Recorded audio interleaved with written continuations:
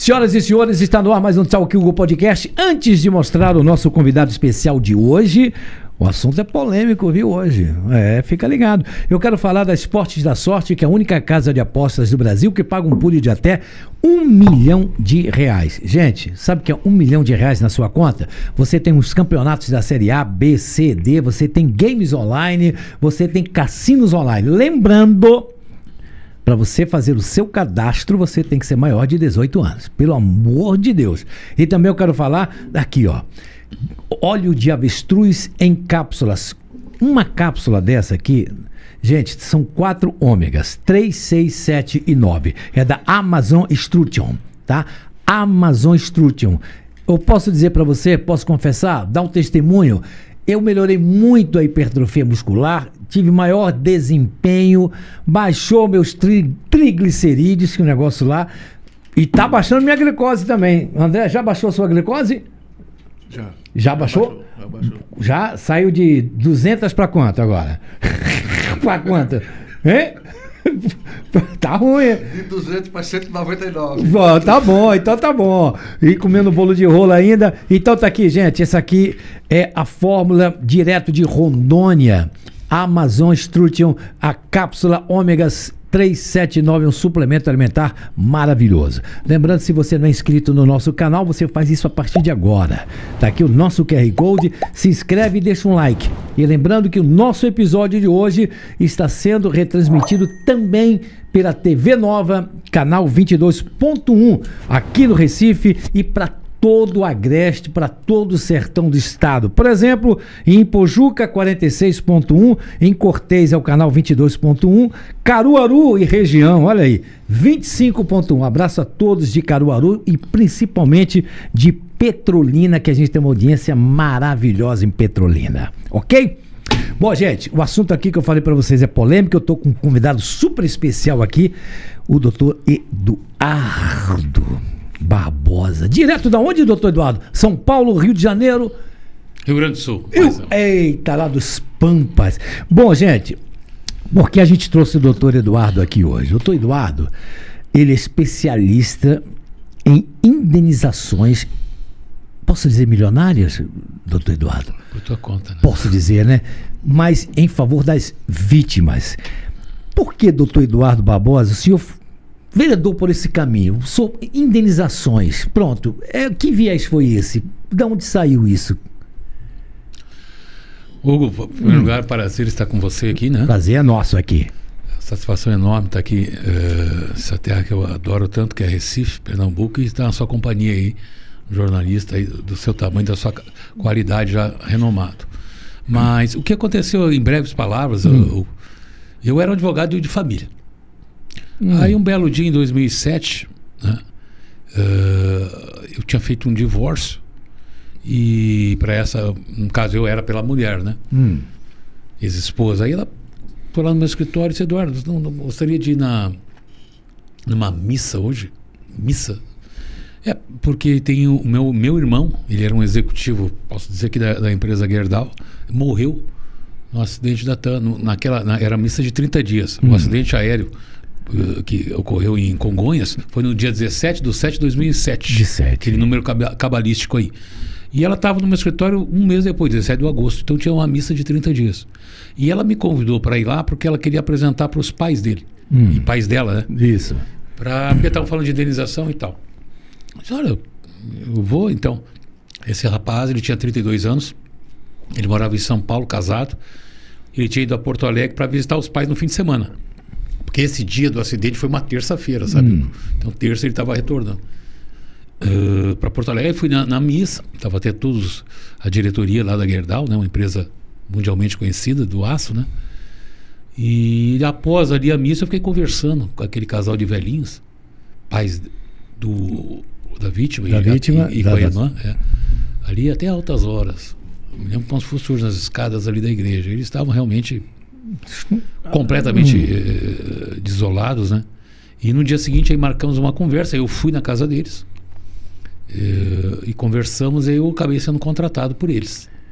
Mas qual foi o início da conversa? Eles falaram sobre como proceder, estavam sem sem rumo, como é que foi essa estavam- conversa? Lá na escada. Né? Eles estavam. Primeiramente, a mãe disse: olha, conhecendo prazer, Eduardo, mas eu nem quero nada. Se vier algum dinheiro desse assunto, pode dar para ele. Ele, no caso, o marido. Eu não quero nada. Eu só quero sair daqui e me encontrar com meu filho. Né?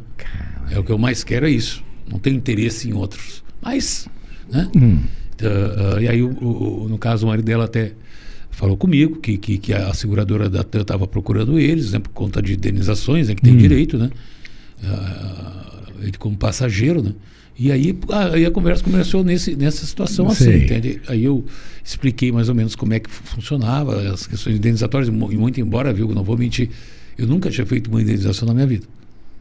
Entende? Caramba! Trabalhava na área civil, né, que é uma área que abrange, mas indenização propriamente dita eu não tinha feito ainda. Que primeiro trabalho, uma tragédia do jeito que foi, hein? Mas o mais curioso, que até tem um livro escrito, depois posso colocar a capa aí para o pessoal ver, que é o seguinte: aí eu peguei esse caso, passei uns 2 meses, não sabia o que fazer, meio... Aí um belo dia, um amigo, colega meu, me disse que tinha uns americanos ali no maior hotel de Porto Alegre, na época um Sheraton Hotel, e que tinha uns americanos ali interessados em angariar clientes vítimas do voo da TAM e processar nos Estados Unidos. Vieram de lá. De Los Angeles. E aí, o que será que se trata? Eduardo, vai lá. Eu também peguei um familiar, porque, claro, como o voo saiu de Porto Alegre em direção a São Paulo, obviamente que muitas das vítimas eram de Porto Alegre, tinham seus familiares, né, ali em Porto Alegre. E aí eu fui. Aí ele me deu um contato, marquei uma hora e fui lá, entrei lá no Hotel Sheraton, tá um andar inteiro, tudo à disposição desse escritório, várias salas de reuniões, coffee break, negócio assim de alto nível, né? E aí eu conversei com eles, entrou na minha vez ali numa sala de reuniões, já um advogado americano e tal, e me colocou que é o seguinte: naquele voo tinha um cidadão americano, gerente do Banco Santander de Miami, estava naquele voo. Sei. Então a tese deles era a seguinte: como a família dele morava em Miami, poderia essa família e as brasileiras, por seguinte, agregadas, coladas nisso, num litisconsorte, mal falando assim no português jurídico, e ingressar com uma ação de indenização contra a TAM na época, por conta dessa família americana. A tese era essa. E por que nos Estados Unidos? Não, primeiro realmente, né, é um outro sistema jurídico onde corre muito mais rápido, independente do que for lá, corre tudo rápido. E os valores são bem mais elevados que no Brasil, né? Depois a gente vai falar disso certamente. Então aquilo se mostrou mais atrativo. E aí eles me venderam essa tese. Eu peguei essa tese, claro, vou consultar meus clientes, né? Não vou descer. Aí consultei eles, no dia seguinte fui lá na casa deles, que era um assunto que já estava assim dominando, né? Inclusive a mídia, noticiário. E a mídia já sabia que tinha esse grupo de americanos aqui? Não, ainda não sabia. Naquela época ainda não sabia. Ainda não. E aí o casal, aliás, depositou muita confiança em mim, né? Faz o que você achar melhor, isso que é aí para os americanos, né? Até me falou uma coisa, o pai depois disse: não, Eduardo, mas se o senhor quiser conhecer o americano, até, né, o escritório, quem sabe a gente... Eu não quero nada. Cara, sabe por quê? Interessante isso. Porque se der errado, eu vou atrás de você. Eu sei onde é que tem escritório aqui. Tu acha que eu vou nos Estados Unidos atrás de alguém? Vou atrás do Eduardo. Claro, mais fácil aqui, né? Se der errado, eu não quero conhecer ninguém. Eduardo, aí quer dizer, a família tinha direito à indenização do seguro e processando a TAM também, é isso? Só para ficar bem claro. Você processa a companhia aérea e a seguradora depois vem junto, né? Mas o seguro que é pago, ninguém contesta não, né? Porque já é... Não, veja bem, depende, cada caso tem o valor da pólice, né? E aí depende. Se, por exemplo, eu quero a pólice, um exemplo, a pólice é 500 mil, mas eu pretendo 1 milhão. E se o juiz condenar, eles vão ter que me pagar, mesmo que supere a pólice. Aí, Entendi. E o segurado vai ter que aparecer com algum valor. E o processo da TAM corre por fora. Não, veja bem, não. Como é tudo que é? Junto. É tudo junto? Tudo junto. Você processa a TAM. Mas será que é por isso que não demora tanto, Eduardo? Não, nesse caso deu acordo, né? Entende? Esse caso foi para um acordo. Entendeu? Fizeram um acordo? Fizemos acordo. Eu, no caso, por exemplo... 2007. Foi feito o acordo em 2009. Todo mundo recebeu, ninguém deixou de receber. Veja bem... Estou dizendo dos teus clientes.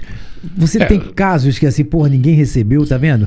Deram bobeira, perderam prazo. Não. Todo mundo recebeu. Todo mundo recebeu. Caramba. Mas nesse caso, só para te colocar, finalizando.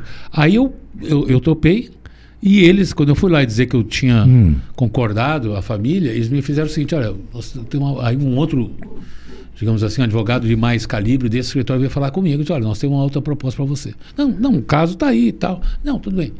Mas nós queremos, a gente viu que tu tem um perfil bom, a gente quer que você atue em todos os casos. Mas como assim? Não, larga a tua... Nossa proposta é o seguinte: larga o teu escritório, não tem tempo, você tem que visitar vários pseudo-clientes, famílias, né, que morreram, são 199. Claro que eu cheguei isso é quando eu fechei, era 3 meses depois do acidente, eles já tinham 2 escritórios de São Paulo, me convidaram, como eu era de Porto Alegre, para abordar também familiares das vítimas para trazer para essa tese. Entende? Porque acharam que eu tinha um perfil interessante para trabalhar com isso. E aí eles me deram fizeram uma proposta de trabalho e me deram, inclusive, 24 horas para eu decidir. Eu tinha que largar o meu escritório. Eu estava começando na época, né? Que eu vim de uma outra... Eu trabalhava com meu pai de uma outra empresa. E embora já tivesse carteira de advogado, mas não exercia tanto. Então, naquela época, 2007, eu tinha uns 6, 7 anos de advocacia, que nem é muito. Nessa profissão, 5 anos não é nada. Então aí eu optei, aí passei uma noite sem dormir, tava bem, né, não sabia o que eu fazia, mas resolvi aceitar esse convite. Agora, interessante, sabe o que é, Eduardo? Que essas indenizações, como a gente estava falando aqui, são demoradas, né? Os pagamentos, né? É coisa na justiça, e que tu é um advogado de muita paciência, meu irmão. Tu tem que ter muita paciência, esperar 10, 15, 20, 30 anos por uma indenização. Que paciência é essa que tu tem, meu irmão? Não, mas a gente... Caramba, rapaz. Nos nossos casos não acontece isso. Não, estou dizendo, no mínimo 4 anos, 5 anos. 2 anos. Qual o processo que mais demorou nas tuas mãos? Aí teve um caso na Bahia, de um acidente aéreo que casualmente, quer dizer, é muito raro um sobrevivente de acidente aéreo. No mundo, sobrevivente de acidente aéreo não tem 20 pessoas. Tem gente que sobreviveram ao acidente aéreo. Esse caso teve, de um helicóptero que saiu de Salvador para Pestana, no interior do sertão, na Baiana, e aí esse helicóptero deu um giro, né, no ar e caiu. Só que foi amortecido por uma árvore enorme, entende? Que tem lá no sertão, típica do sertão baiano, que agora não me recordo o nome, e aí amorteceu a queda. Ficou tipo uns 8 metros do chão, e aí passou uma meia hora, depois despencou e caiu. Mas sobreviveu o piloto e os 2 que vieram a ser meus clientes, os 2, né? Caramba! E aí a gente processa essas empresas, que essas empresas são de 3, esse helicóptero dono. É 3 empresas, uma situação. E esse na Bahia é o caso mais que ainda não saiu, mais demorado, por conta da justiça, que é meio lenta. Mas é isso que eu estava falando aí. Meio não bastante, mas nos outros casos, tudo a gente consegue aí, né? Através de uma estratégia jurídica, conseguir aí uma situação mais favorável. Nessa indenização, foi pedido o quê? Do helicóptero agora, né? na Bahia. Você pega o registro do helicóptero, se está tudo certo, manutenção, é isso? Começa por aí. Como é que começa um processo desse, hein, Eduardo? Veja bem, esse tipo de digamos assim, ver se a aeronave está regular. Isso quem faz, na verdade, é o CENIPA. Mas tu tem acesso ao laudo? Não, tenho acesso. E a gente tem como ver isso até pela internet, se aquela aeronave está regular, está devidamente inscrita, né? E etc. Isso aí é fácil acesso, entende? Mas independente disso, a gente processa o proprietário da aeronave, é o responsável, né? Sei. Via de regra, o proprietário, ele pode até nominar outros terceiros, né? Mas no primeiro momento a ação vai contra o proprietário da aeronave. Cara, Eduardo, eu estou vendo aqui. Você tem um caso aqui que foi de grande repercussão no Brasil inteiro. Foi o caso de um funcionário da Petrobras em Abreu e Lima que explodiu. Foi um cilindro, não foi? Foi em Abreu e Lima, na refinaria. Foi um cilindro, só para me recordar aqui. Foi um gás, cilindro, o que é que foi? Tu lembra? O que aconteceu nessa tragédia do Aldo, o nome da vítima, né? Uma coisa realmente, assim, me dói até contar a estupidez que um pai de família, um trabalhador, sofreu. Há 2 anos atrás, ele era um funcionário, aliás, exemplar, de uma empresa terceirizada, que naquele momento estava trabalhando dentro da plataforma aí da refinaria Abreu e Lima da Petrobras. Naquele dia, ele foi, simplesmente estava trabalhando, passou na frente de uma imensa turbina com um diâmetro de 6 metros. Caramba! Né? Passou na frente, que era o caminho dele para o trabalho dele, que era lá, enfim. E aí, do nada, explodiu um ar comprimido, exalou um ar comprimido dessa turbina, que deveria estar virado para o céu, né? Aquela boca dela deveria estar virada para o céu e não na direção, né? Direção de pessoas, né? E ali saiu com uma velocidade ali enorme e jogou ele mais de 15 metros de distância e matou ele. Agora, como é que esse caso do Aldo, por exemplo, há 2 anos isso? Foi. Tá? Como é que o Eduardo entra nessa história? De Porto Alegre, como é que o Eduardo Barbosa entra nessas histórias? Como é que acontece isso no escritório? Não, veja bem, curiosidade. Pois não. Não, a gente, né, tem casos em todo o Brasil. Modéstia à parte, nós temos casos do Brasil. O que eu não tinha ainda, acabei de fechar um no Acre. No Acre. Acabamos de fechar um caso no Acre, lá também um trabalhador que foi amassado por um rolo de asfalto. Ele trabalhava para uma grande construtora de estradas e tal. Sei. Até não vou colocar o nome aqui. Mas ele estava lá trabalhando nessa faixa, nessa BR, quando de repente se desprendeu aquele rolo enorme, né? Nossa. E ele veio na direção dele, ele empurrou o colega, mas o rolo passou por cima dele e esmagou ele. No Acre, aí você vai me dizer... Pô, mas no Acre, em Pernambuco, eu tenho na Bahia. Na Bahia? Porque hoje em dia tem uma seguinte situação. Você sabe que até para as pessoas mais humildes a internet diz tudo, né? A internet fala tudo. Se você consultar qualquer nome em 15 minutos, 20 minutos numa internet, dá um Google nele, né? Como se diz, você vai saber. É difícil enganar na internet. E a gente, mal ou bem, a gente tem casos de sucesso, uma trajetória de casos que dão resultado. Também tem clientes, é só pegar um telefone e ligar.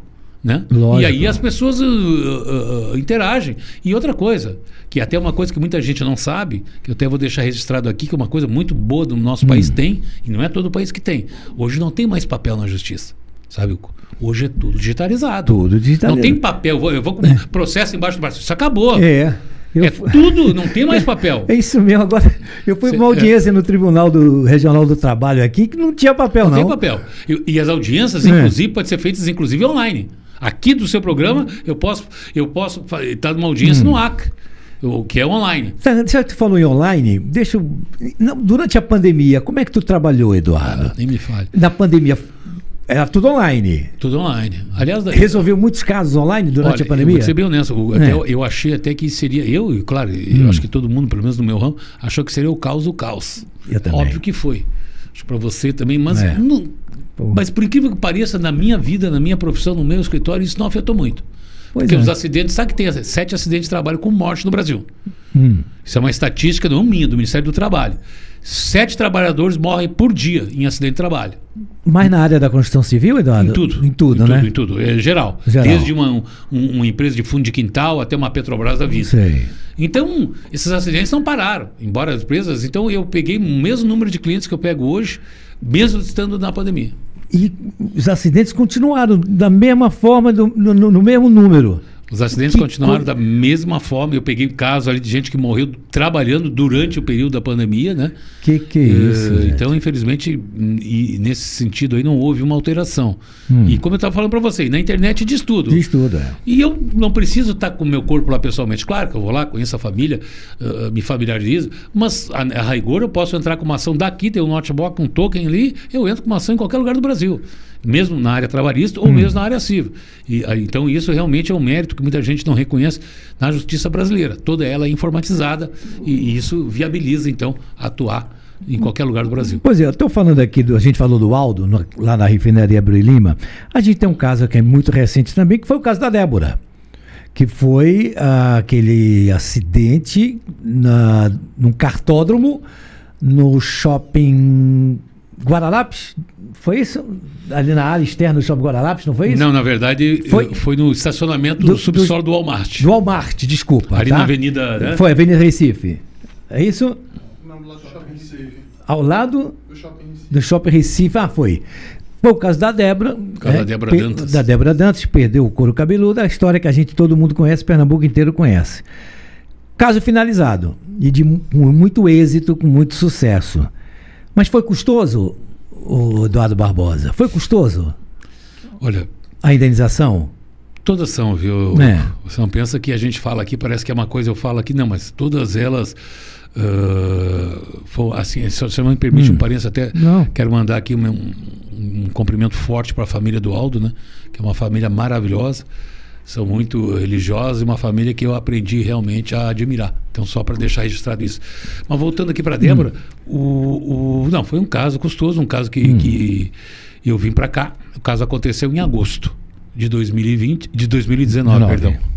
Eu vim para cá em janeiro, que eles me chamaram, o namorado dela, Eduardo, também, né? Estavam ali meio desesperados, ali tinham lá, sei lá, uma pessoa cuidando disso, mas que não estava resolvendo, um assunto dramático, e que vivia... Aquilo é quando a gente chega assim, sempre dando volta no mesmo círculo, aí passa um dia, o que acontece? Nada, uma semana, onde é que... Não sei, não entrei na justiça, não fiz nada, não recebi, né? Tudo meio girando no mesmo ponto, aí acontece muito isso. Eu disse, não, parei, vamos botar uma ordem nessa casa aqui, vamos organizar alguma situação de indenização. E aí, eu vim para cá, me mudei para Recife, cheguei em janeiro de 20, saí daqui em fevereiro, fiquei 2 meses em Recife, entende? Porque o caso exigia de mim uma atuação, essa sim, presencial, independente, de remoto. Nada de online. Nada de online. Nada de online. Tem casos que não existe isso. Você tem que estar ali porque tu vê, o cliente precisa, você tem que resolver inúmeras situações, das mais diversas que você possa imaginar, porque toda morte tem um inquérito da polícia. A polícia investiga, a gente atua também na polícia. Tem o Ministério Público do Trabalho, quando a gente tem trabalho, a gente também tem que estar lá com o promotor. Nesse caso não, porque foi um acidente civil, mas um acidente enorme que aconteceu no estacionamento do Walmart, quando essa moça, uma jovem linda, na época 19 anos, se não me engano, foi pegar o kart, sem balaclava, com cabelo até aqui, assim, até mais perto da cintura, né?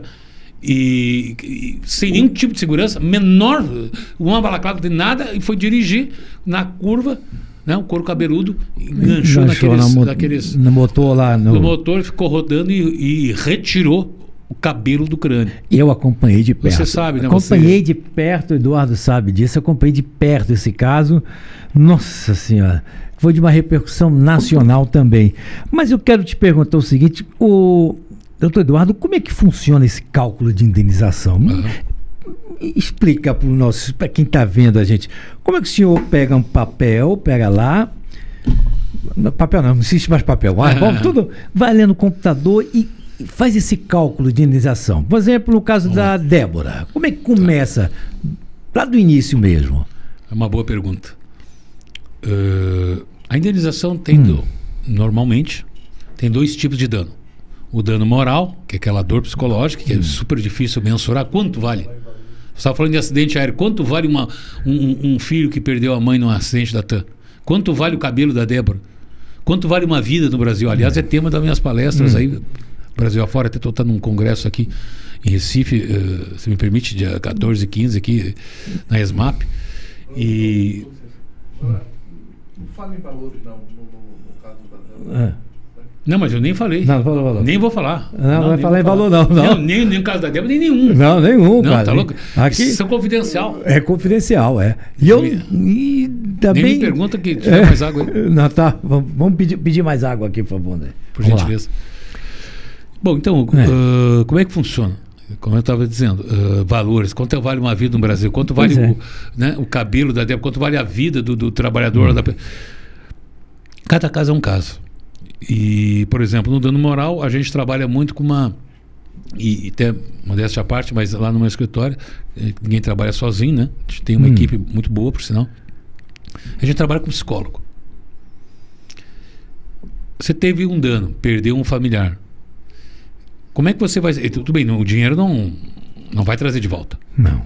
Então, como ele não traz de volta, você vai fazer justiça, tudo bem, mas a terapia é um elemento que a pessoa tem que se reinventar. Eu já tive cliente meu, inclusive, de vários acidentes que tentou suicídio. Mais de uma vez. Teve uma que eu não vou mencionar, óbvio, mas lá de um acidente aéreo bem famoso, que ela sumiu. Tinha uma filha pequena, perdeu um colega teu, inclusive de jornalista, e sumiu. Depois foram ver, ela tinha cortado os pulsos e estava num jardim, assim, num mato meio afastado. Não morreu, graças a Deus. E uma outra mãe que perdeu o filho, essa me ligou um pouco antes dizendo que ia se matar, que não tinha mais interesse na vida. Eu já tinha entrado com o processo, eu não tinha mais interesse em viver, e que a parte que coubesse a ela, que eu tivesse a gentileza, por favor, de transferir para o neto e tal, não sei o quê. Isso é fato. E eu passei ali, graças a Deus, eu tive a luz de tirar isso da cabeça. Mas muitos têm, eu sei que eles pensam nisso. em tirar a própria vida em razão da perda. Então, o que eu digo? Na minha ação, eu trabalho com um psicólogo, tá? E ele elabora um laudo, entrevista, lógico, aos familiares da vítima, né? Quantos eles forem, se eles concordarem, tem óbvio. E ali ele põe um laudo e na pedido liminar a gente pede um tratamento psicológico, que via de regra no mínimo 1 ano. Entende? Para a pessoa se... Porque a pessoa tem que ter um lugar para se reparar. Porque, como assim? Eu morri, perdi meu filho, e vou ficar como assim? Esperando o dinheiro vir, talvez nem o dinheiro me resolve. Não vai me resolver. Vou fazer o quê com o dinheiro? Comprar um carro novo? Eu quero ele de volta. Então você tem que ter uma terapia. E a gente pede na liminar que o juiz dê o tratamento de terapia que está ilustrado no laudo dentro da petição. Então isso já é um diferencial. Via de regra, o juiz defere. Que aí quem paga é o agente causador, que via de regra 1 sessão por semana durante 1 ano. Entende? Até receber alta, né? No mínimo 1 ano para depois ser reavaliado, porque não dá para pedir de eterno. Então a gente tem esse diferencial. Então já entra na indenização. E aí o dano moral ele pode variar aí de 1.000 salários mínimos, que é o máximo, só que dificilmente alguém ganha. No Brasil é de 300 a 500 salários mínimos por morte, tá? E o dano material, que é o lado da coisa, é o seguinte, é de acordo com o salário. Por exemplo, um exemplo só para... Faz de conta que ele morreu, o trabalhador morreu, tinha R$6.000. Então, com 30 anos. Esse é o exemplo. O dano material, como é que vai? Para quem depende economicamente dele. No caso, digamos, um exemplo, a viúva. Aí a viúva dependia econômico dos 2 filhos, nesse caso. Então, é 2/3 do salário, 4.000. Ele ganhava 6, 4.000, multiplicado por os meses que falta até da expectativa de vida do homem brasileiro. Hoje, segundo dados da tabela do IBGE, se não me falha a memória, aqui não deixa me mentir, é 76,8. Entende? Se não me falha a memória, a expectativa de vida do homem brasileiro. É isso. Aí, de 30 para 76, são quanto? 35. 35. Aí você pega quanto por meses em meses, quanto dá isso, sei lá, 500 meses talvez, vezes os 4.000 que eu falei com os 2 salários, acrescido de 13º e férias. Então é uma equação. O dano material é essa equação. 2/3 do salário multiplicado pelos meses que falta da expectativa de vida. Com 13º e férias. Então a gente faz o cálculo e joga. Tem que pagar para ela, ou a gente pede em parcela única, ou mensalmente o juiz diferir até, né, a pensão que fala. E o resto é o dano moral. E tem casos, por exemplo, do filho que tem que receber até se formar também? Tem esses casos assim? Não, se filho, morreu o pai do acidente, vítima de um acidente, e o filho daí vai ter que estudar, fazer faculdade. Tem casos assim? Tem.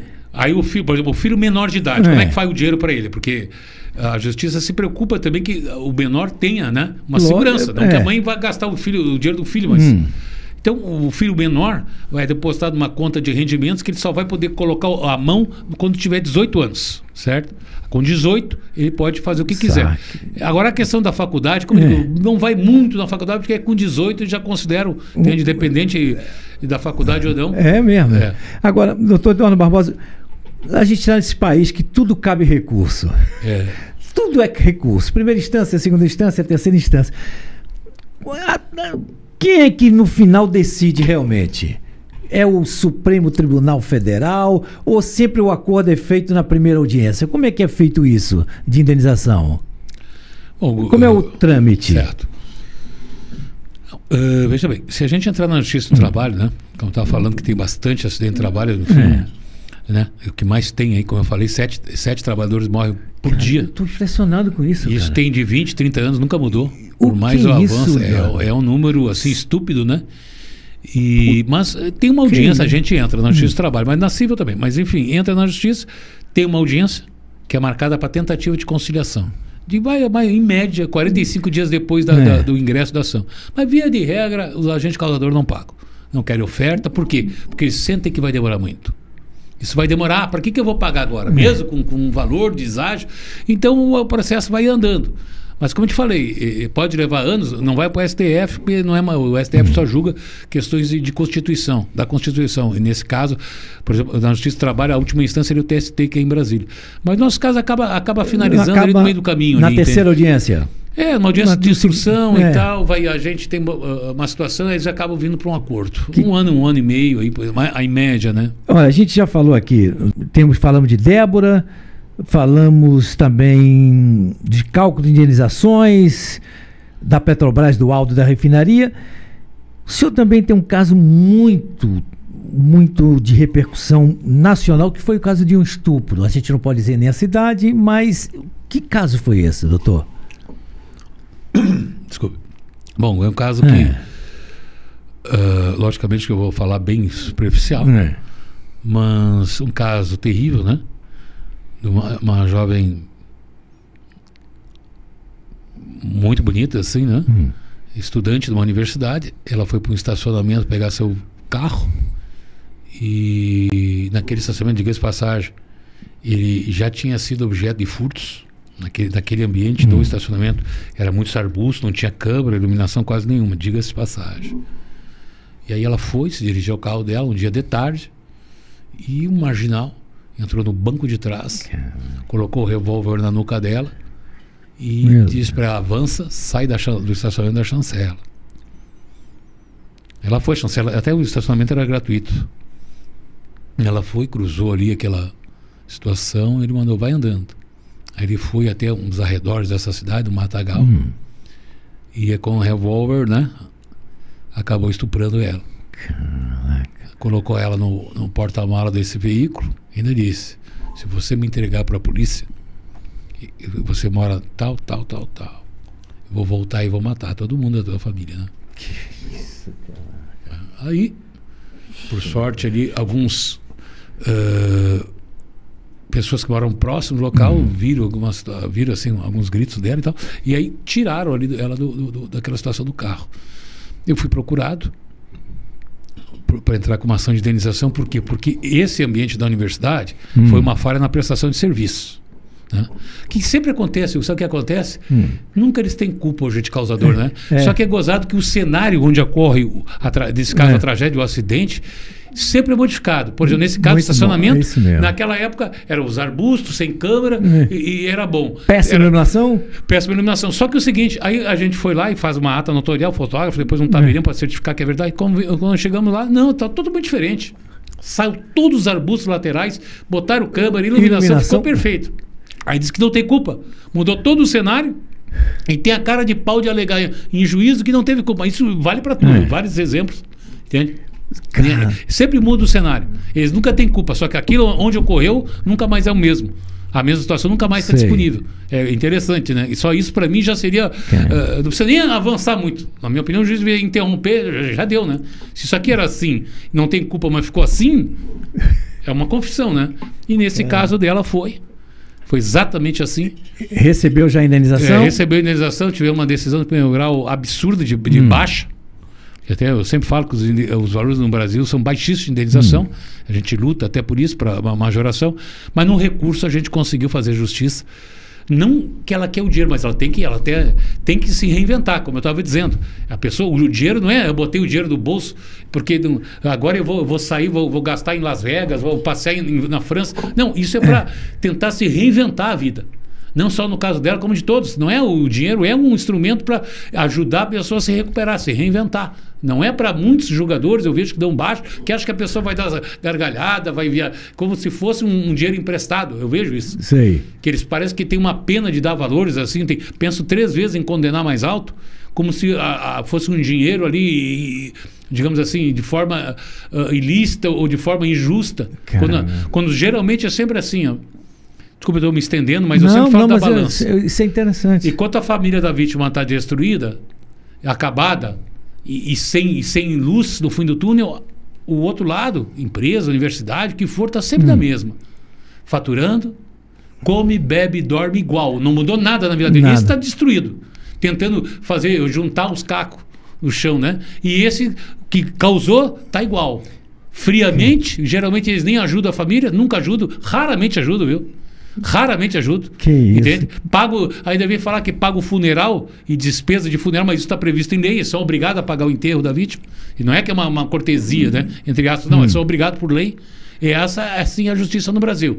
As empresas ficam de igual tamanho, não afetam em nada.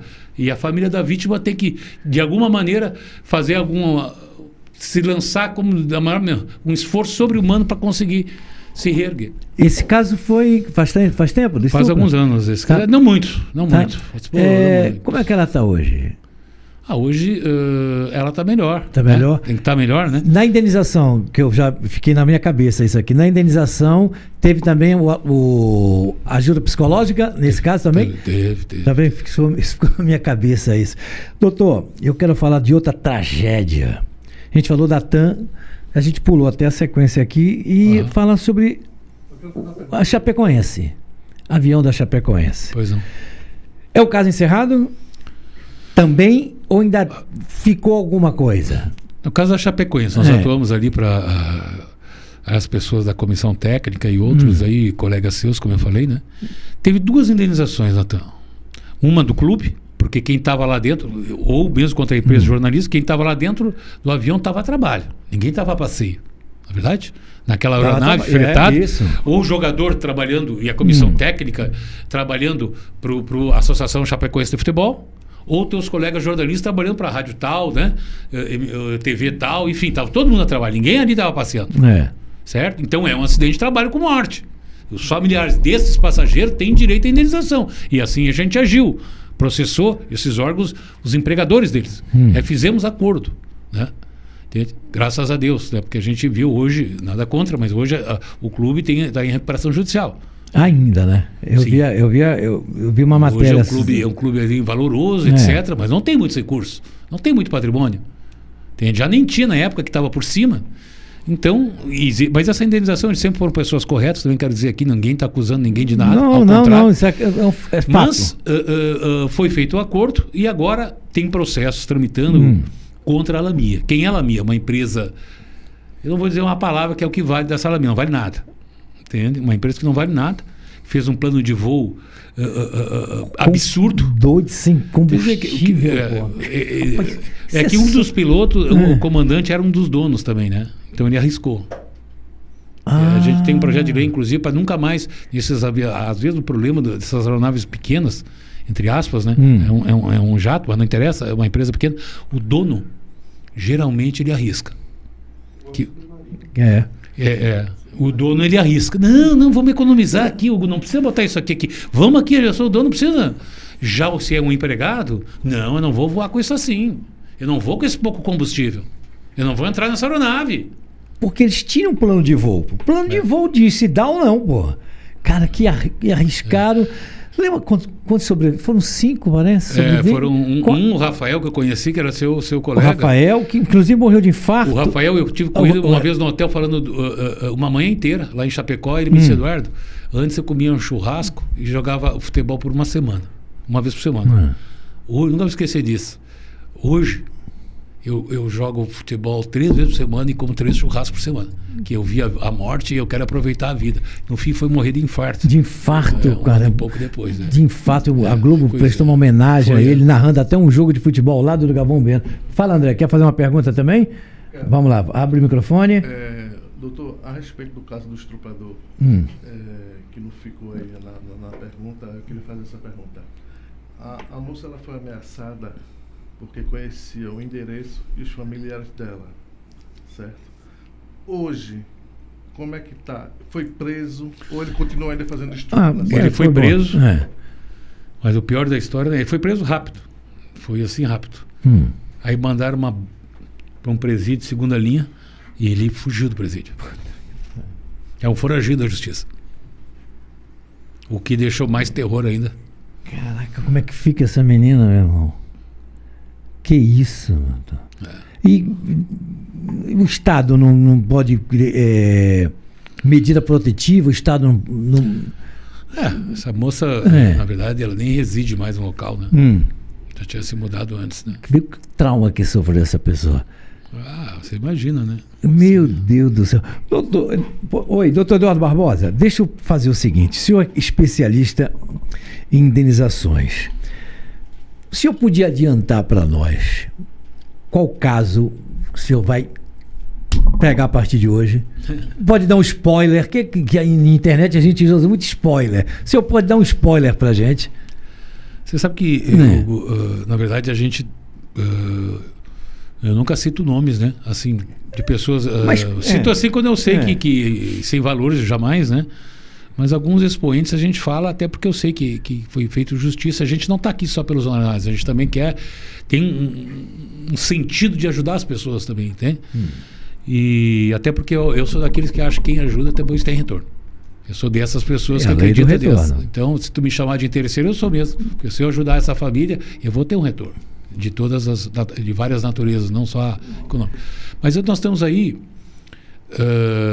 pegamos um caso, não sei, vários casos esse ano, casos de repercussão, saiu até no Fantástico, acho que posso falar aqui, de uma moça que foi considerada obesa e não entrou na aeronave lá no Líbano, e não foi proibida de embarcar.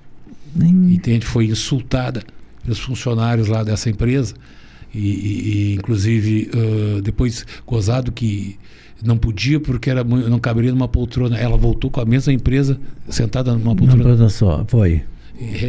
É como eu digo, é incrível. E aí nós ganhamos a liminar do tratamento psicológico, essa passagem. O caso de bastante repercussão que está andando aí. Temos aí também contra vários casos, contra também uma situação que tem envolvido o Pablo Marçal, trabalhador lá em Alphaville.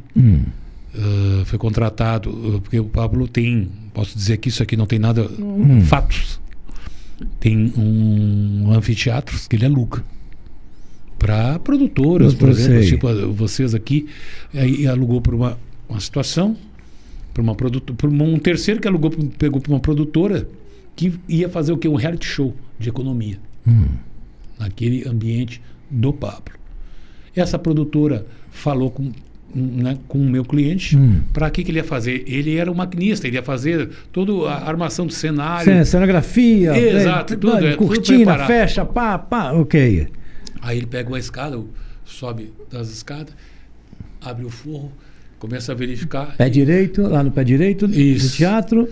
E aí quando vai ver na escada, ele leva um choque, não sei, agora não vou mentir, não sei quantos 1000 volts, mas enorme, e cai daquela escada. Passou ainda uma semana no hospital, mas veio a falecer. E aí, perícias já realizadas. Isso foi agora em junho, se não me falha a memória. Desculpa, doutor. Ele estava com equipamento de segurança, cinto, tudo. Capacete, sim, tudo, né? E a perícia, não fui eu, a perícia, um laudo pericial, que está no inquérito policial, né? Como houve morte, óbvio, a polícia investiga, já constatou que o ambiente não era, não estava com as normas, as NRs exigidas, não estava de acordo para uma pessoa entrar naquele ambiente. Não é ele que foi precipitado, não, negativo. A perícia apontou que o lugar era inseguro, não possuía o que era necessário. Mas infelizmente, né, como eu digo, no Brasil não tem muito assim uma consciência de ir ali e procurar a família para tentar. Eu nem procuro família nenhuma. Nada. As lágrimas de crocodilo, talvez, né? E que não leva a nada. Porque ninguém chorar, deixa que eu choro. Para chorar comigo não precisa. Tenho aqui família, né? E agora, ajudar, estender a mão, não faz. Às vezes fala um monte de coisa aí nas mídias, na vida real, que precisa de uma mão, não faz nenhuma. Doutor, antes de encerrar o nosso bate-papo aqui, eu não sei se eu poderia... Eu queria ouvir o senhor como um especialista no caso. Eu queria falar sobre a Boate Kisses. Queria só a opinião do senhor sobre em relação a isso. Anularam mais uma vez o julgamento, etc. Como que o senhor vê tudo isso, doutor? O senhor, como especialista no assunto, e eu sei que o senhor também é um profissional que sente a dor pelas vítimas. Só queria ouvir o senhor sobre isso. Eu não atuei, não, né? Lógico, eu sei disso. Nesse caso. E também, digo esse passagem, não sou criminalista. Essa questão do júri é tudo uma esfera penal, né? Que não é onde exatamente eu atuo. Embora até atue nos inquéritos, mas não chego a... Eu estou dizendo do lado das vítimas. Das familiares. Eu acho que é um escândalo, assim, bizarro. Essa situação, né? É uma questão que não inacreditável que uma tragédia dessas, né? Não tem um final ainda. Não tem como você encontrar uma explicação razoável para tudo que está acontecendo. Julgamentos que são feitos, uma sentença que é feita, depois anula, depois confirma a anulação, e a vida vai um calvário que é interminável. Isso não tem explicação. O que eu acho é o seguinte, nem vou entrar no mérito se devia anular ou não, mas de alguma maneira o processo todo, o rito, devia ser de alguma maneira algum remédio que abreviasse o tempo, a duração dessa régua. Não pode ficar uma vida para julgar, seja ela certo ou errado o julgamento, procedente, improcedente, esse júri, enfim, condenando ou não, mas não poderia tinha que ter colocar aquilo um outro tipo de rito, um rito extraordinário que encurtasse a distância dessas decisões. E não, agora anula, passa 1 ano, 2 para anular, para decidir. Vai anular de novo, e agora? Volta tudo lá para o começo. É um absurdo. É o que o senhor sempre falou aqui na nossa entrevista, que ninguém pensa do lado dos parentes das vítimas que morreram. É os que mais sofrem, é os que ficam aí e sofrem. E vão sofrer sempre, né? E vão sofrer sempre, para sempre, né, doutor? Não tem ninguém. Olha, não há dinheiro que pague. As datas. Pode passar o tempo, mas aquelas datas onde acontece, os dias que antecedem aquelas datas, né? Fatídicas, né? Das mortes dos seus entes, ela já começa a doer forte. No Natal dói, entende? Na virada do ano dói, entende? No dia que ele morreu dói, os dias antes. Eles vivem esse ciclo. Por isso que eu digo da terapia. Se você não tem uma terapia, você daqui a pouco até faz uma bobagem mesmo, entende? O senhor é espírita, doutor? Olha, pouco. Porque a gente nota que o senhor fica lacrimejando. Quando fala eu sinto nos seus olhos, eu quero saber como é que o senhor hoje, com os parentes das vítimas fatais, o senhor tem uma relação de amizade, de aniversário, ligar? Como é que é a relação do senhor com essas pessoas? Olha, vou ser bem franco aqui, até antes aqui eu estava recebendo todos os familiares, geralmente a gente trabalha com morte, geralmente isso. 90% são meus amigos. A gente tem uma relação. Legal isso. Sim, uma relação aí, se conversa, troca ideias, todos eles, né? Nos atuais, nos mais antigos, porque a gente também se sente também, né? Tocado pela dor deles e tenta de alguma maneira tornar a vida melhor, não só na questão do processo, mas até motivacionalmente falando, dando alguma força de alguma maneira, né? Então eu acabo me relacionando, tem um relacionamento extrajudicial com essas pessoas. É legal isso. É bom isso? Não, é bom, às vezes nem tanto, entende? Às vezes também, claro, a gente não consegue solucionar tudo, não consegue entregar tudo que eles queriam, mas muitas vezes eu vejo que dá uma atenção, dar um carinho, trocar uma conversa, não me custa fazer isso, entende? E eu faço e realmente me relaciono com meus clientes, entende? Que nem deixo de ser cliente, acabo sendo... Pois faz parte já da família, né? Faz. Né? E somatiza tudo, somatiza. Bom, doutor Eduardo Barbosa, eu fiquei muito feliz em conhecê-lo, saber que o senhor não luta por indenização financeira, luta por justiça. É isso que tem que separar as coisas. O senhor separa muito bem e foi isso que eu notei aqui. E por isso que essa entrevista eu acho que vai repercutir muito. E Pernambuco agradece ao senhor pela sua capacidade, pelo seu profissionalismo. E quem tem que agradecer ao senhor por ajudar tantas pessoas que ficaram, né? As que foram e as que ficaram, o senhor sempre com esse jeito bem família que faz de um profissional excelente como o senhor. Parabéns de todo o meu coração. Muito obrigado, Hugo, pelas suas palavras. Eu que agradeço estar aqui com você, que já conhecia, né, na época da Débora. E Pernambuco é um estado que eu mais estimo. Pra ser bem honesto, tenho muita afinidade, tenho grandes amigos aqui, amigas aqui em Pernambuco. Vários vítimas e familiares que se tornaram amigos, então eu tenho uma maior simpatia por Pernambuco, é o estado que eu mais gosto, depois o meu lá, de igual forma. Então, foi uma satisfação enorme estar aqui com você. Muito obrigado. Começamos aqui com o doutor Eduardo Barbosa, a direção do nosso episódio foi de André Corte Real. Fala, Andrezinho. Sim, o seu Instagram, o Instagram do doutor, rapaz. Depois eu tenho que botar qual é o seu Instagram, doutor Eduardo? @ Lemos Barbosa Eduardo. @ Lemos Barbosa Eduardo. Tá aqui, vai ficar aqui. Tem um TikTok também, né? TikTok tá. O doutor tá Eduardo Barbosa também. Eduardo Lemos Barbosa. Eduardo Lemos Barbosa. Tem um site também, né? eduardobarbosa.adv.br. Eduardo Barbosa junto, né? .adv.br.